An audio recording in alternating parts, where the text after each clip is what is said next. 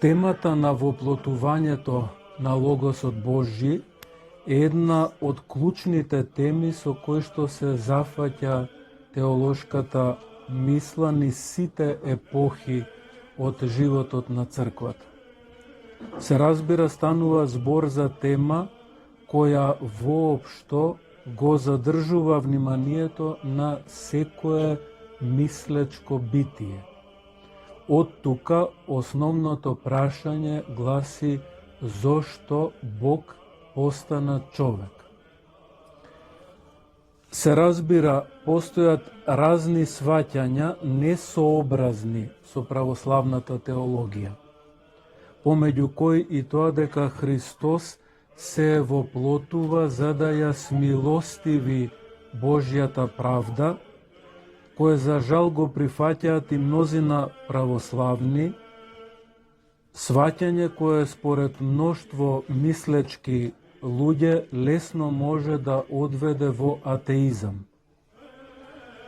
Значи, зошто е потребно воплотувањето? Дали тоа обезбедува идеолошка сигурност? Дали представува крај на човековата историја? Дали не ке беше доволно само едно дело на небесно простување од страна на Бога, та он и човекот да си останат пријатели?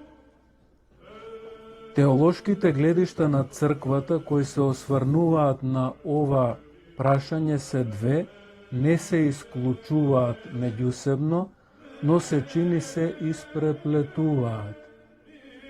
Едното гледиште го поврзува воплотувањето на Логосот Божи со падот на првиот човек и со, би рекле, пресоздавањето на човекот.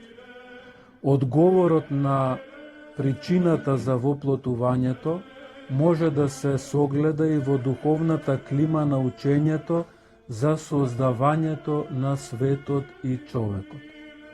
Човекот е создаден според икона Христова, неговиот архетип значи е Христос. До тој архетип се стремеше да се издигне човекот, но се случи падот. Тој не успеха, значи. Сега го исцелува љубовта Божја. Христос се воплоти од Духот Свети и Пресвета Богородица, раѓајќи се слободен од сите последици на падот, слободен и од смртта. Логосот Божји со неговото воплотување во неговата личност го соедини створеното со нествореното, Бога со човекот. Тука е потребно сосема накратко да нагласиме дека античката философија веројатно својот врв го достигна во ставот на Платон, искажан во Симпосион. Θεός де анθρωπο умигните, вели Платон. Бог со човекот не се меша. Тоест, помеѓу Бога и човекот постои непремостлива онтолошка провалија. Согласно на христијанската теолошка мисла, без воплотувањето помеѓу човекот и Бога ќе останеше да зјае како закана непремостливата онтолошка провалија. А сите човекови мудрувања за Бога ќе беа првенствено само мисловна шпекулација. Човекот е повикан во литургијата, преку причестувањето со телото и крвта Христови, да се совоплоти со Христа и неговиот богочовечки живот да го доживува како свој, бидејќи во стварноста, таква каква што е денес, воплотениот Логос Божји, Богочовекот Христос е единствена вечна вредност. Со неговото воплотување, Христос не соедини сите со Него, создавајќи едно ново човештво. Светиот Григорий Богослов истакнува: «О анθρωпос агијазете με το ανθρώπινο του Θεού». Значи човекот се осветува преку човечкото на Бога. Ние преку нашето крштение учествуваме во воплотувањето, Духот Свети се населува во нас, се накалемуваме на божествената природа Христова, за да соумреме со Него и да совоскреснеме со Него. Второто гледиште не го поврзува воплотувањето на Логосот Божји со падот, туку смета дека тоа му припаѓа на првобитниот план на создавањето. Ова гледиште е одлика на теологијата на светиот Максим Исповедник, а подоцна и на мноштво други отци на црквата. Воплотувањето се смета за една од главните цели на Бога при создавањето на светот.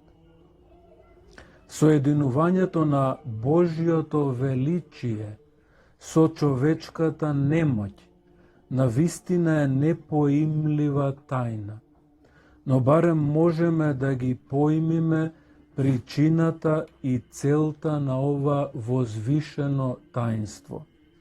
И таа првична причина или крајна цел, според светиот Максим Исповедник, е самото вочовечување и потоа нашето вотеловување во телото на воплотениот.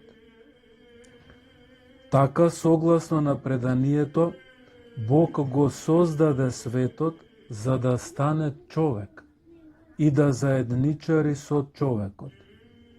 Флоровски ќе истакне дека предпоставката за воплотувањето, независно од падот, е дозволива и приличи. Првото гледиште одговара на пастирската грижа и педагошките цели, но тоа воопшто не значи дека второто е помалку прифатливо од првото. И првото и второто се христоцентрични гледишта, но потребно е да се истакне дека второто гледиште содржи во себе една динамичност, која поточно ја разбира историјата на божествениот домострој во однос на создавањето и на историското постоење. Во продолжение, во оваа прилика, сосема накратко ќе ги погледнеме главните одлики на теолошката мисла на светиот Атанаси Велики во однос на воплотувањето на Логосот Божји. Христос е Логос, но он бидна и диалогос. Диалог. Значи грчки збор на кој во словенските јазици му одговара изразот сословие. Значи он е слово, а бидна сословие. Е Логос, но постана и воплотен Логос. Воплотувањето на Логосот Божји е првиот најблизок диалог на Бога со човекот. После прекинувањето на диалогот, по падот на стариот Адам и излегувањето од Еден. Во диалогот, во сословието, во разговорот, имаме заедница, средба, размена на ставови.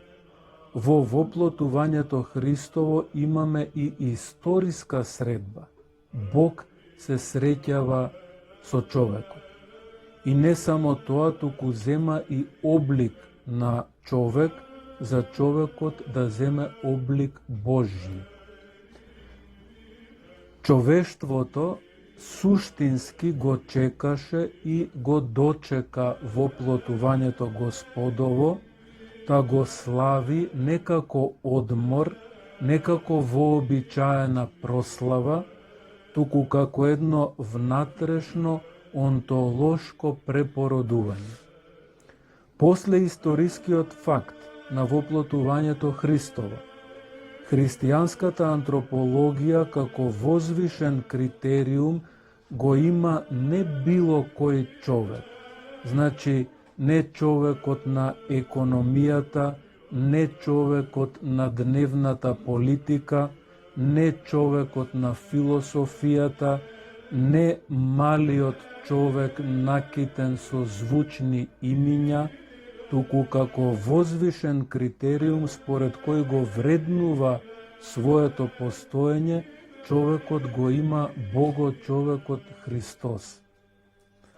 Воплотувањето и го предочува премостувањето на онтолошката провалија која претходно постоеше меѓу човекот и причината за неговото постоење, тоест Бога. Та човекот станува учесник во надминувањето на невозможното. Некои од оците велат кога сака Господ се надминува и поредокот на природата, повикувајќи го значи човекот да ја созерцува подлабоката смисла и да согледува низ нејзината перспектива. Свети Атанаси Велики, осврнувајќи се на козмолошките и антрополошките предпоставки, тоест на создавањето на светот и човекот, говори за неопходноста од пресоздавање и повторно раѓање на човекот. Човекот не е создаден како другите животни. На прво создадениот човек му се дадени мноштво харизми и разум. И тој немал никакви пречки да пребива во познание на Бога. Злото нема онтолошко начело. Злото е измислица на човекот, која произлегува од идолизирање на создадениот свет. Човекот и светот се создадени од ништо и непостоењето е нивна природна состојба. Но животот во Бога е харизма на моќта на Логосот и представува метусија, учество во Логосот и сопостоење на Логосот и човекот. Покрај другото, со падот човекот го изгуби познанието на Бога и се нурна во идолизирање на создаденото. Реченово на сосема згуснат начин е неопходно за да се разбере учењето на светиот Атанаси Велики за воплотувањето. Тој смета дека постојат две причини за воплотувањето. Првата е загубата на нераспадливоста и власта на смртта над човекот, и втората е загубата на познанието на Бога и верувањето на човекот во идолите. Ке се подсетиме дека светиот Атанаси Велики помогна христијаните да разберат дека и учењето на Ари е идололатрија. Имено, доколку, како што тврдеше Ари, Христос е создание, тогаш поклонувајќи му се на создание, а не на Создателот, почитувачот на учењето на Ари би бил класичен идолопоклоник. Целта на воплотувањето е повторно дарување на човекот со бесмртност и нераспадливост, укинување на смртта и враќање на човекот во вистинското богопознание. Како што смртта се пројави во телото, така и животот требаше да се пројави во телото и преку него. Затоа Бог Логосот го зеде на себе телото, севкупниот човек, за да може да умре, бидејќи Бог Логосот е бесмртен, та со благодата на воскресението да му принесе на човекот живот. Станува збор за творечки начин на постоење во кој се дише со полни гради. Одбегнувањето да се учествува во подвигот на уметноста би представувало субјективно стеснување на христијанството, негово сведување на приватна религија на поединецот. Луѓето кои го сведуваат христијанството на приватна религија, ја разбираат историјата повеќе како покорување, а не како воплотување, не како можност за создавање. Дури и да го добијат простувањето на гревовите кое го бараат од Христа, таквите личности живеат како изгубени суштества и нивниот живот нема никаква творечка вредност. Затоа имаме потреба од една теологија на културата. Ова беше цитат, ова го пишува Флоровски.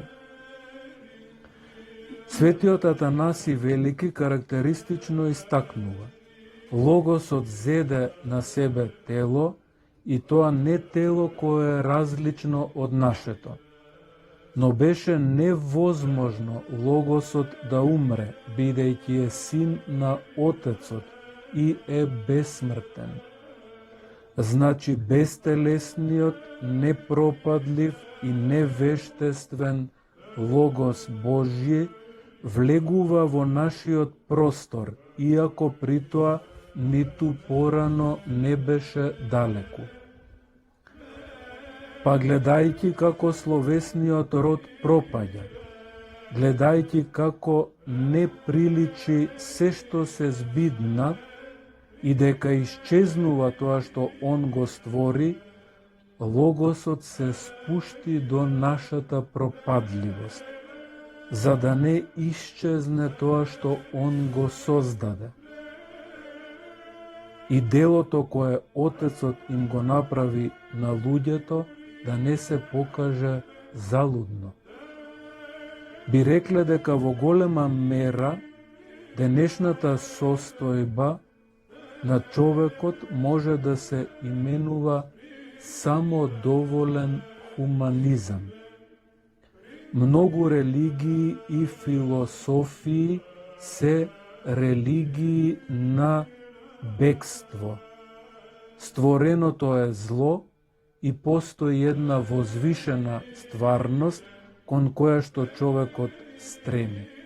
Реченово се разбира не важи за нихилизмот. Во христијанското предание таа возвишена стварност доаѓа во историјата. Тоа е првото големо нешто што го прави христијанството. Го ослободува човекот од тоа да ја поистоветува материјата со зло. И сега човекот веќе не умира како осуденик, туку поттикнат со надеж го чека општото воскресение, а тоа воскресение во свое време ќе го открие самиот Бог, кој што го оствари и му го подари на човештвото. Тоа е значи првата причина за вочовечувањето на Спасителот. И во продолжение светиот Атанаси Велики додава дека со воплотувањето на луѓето им е дадена можноста од познание на Бога. Па вели, Бог е нестворен, а луѓето се створени од небитие. Он е безтелесен, а тие се овде долу создадени со тело. Но Бог не ги остава луѓето без можност да го познаат, за нивниот живот да не биде безумен. бидејќи каква е ползата од созданијата ако не го познаат Создателот? Или како би можеле созданијата да бидат словесни ако не го познаат Словото Очево во кое што и постанале? Имено, нема баш да се разликуваат од безсловесните битија ако не спознаат ништо друго освен земните нешта. Еве да слушнете како звучи јазикот на светиот Атанаси Велики. Αυτός γαρ ενυνθρώπισεν ήνα ημείς θεοποιηθόμεν και αυτός εφανέρωσεν εαυτόν δια σώματος ήνα ημείς του αοράτου πατρός έννοιαν λάβομεν και αυτός υπέμεινε την παρ ανθρώπων ύβριν ήνα ημείς αθανασίαν κληρονομήσομεν. Το est, Он се вочовечи за ние да се обожиме. Он се откри во тело за ние да го примиме познанието на невидливиот Отец. И Он претрпе навреди од луѓето за ние да наследиме бесмртност. Сосема очигледно можеме да заклучиме дека според светиот Атанаси Велики, главната причина на воплотувањето е обожението на човекот. И Логосот ја воспоставува во полнота можноста на познанието на Бога, бидејќи Синот го открива Бога Отца. Воплотувањето на Логосот Божји не представуваше само основна догма за апостолите и отците на црквата, туку настан кој го определи севкупното дејствување на црквата. Еве, слушнете, ќе видите за што станува збор.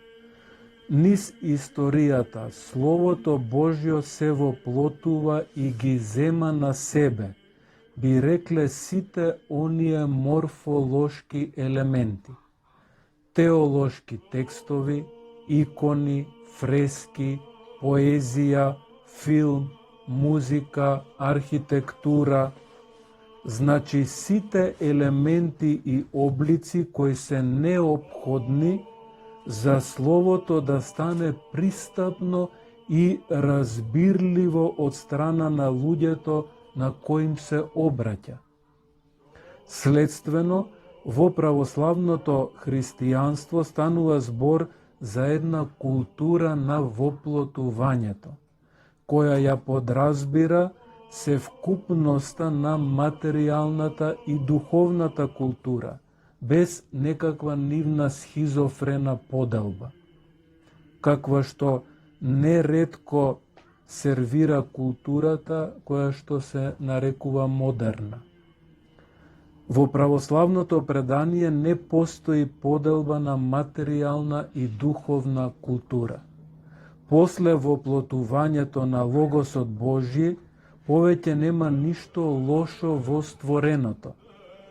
Во материјата нема ставови од типот телото е гроб на душата, кој неретко ги среќаваме во разни религии и философски правци. Лош може да биде само начинот со кој човекот се користи со материјата. Значи, природата станува богооблична. Та човековата природа може да прима енергии кои ја надминуваат нејзината природа. Следствено, и со оваа реченица завршувам, севкупната историја на Божјото откровение не се поима никако поинаку, освен како еден продолжителен двиг на воплотувањето на Логосот Божји во историското постоење.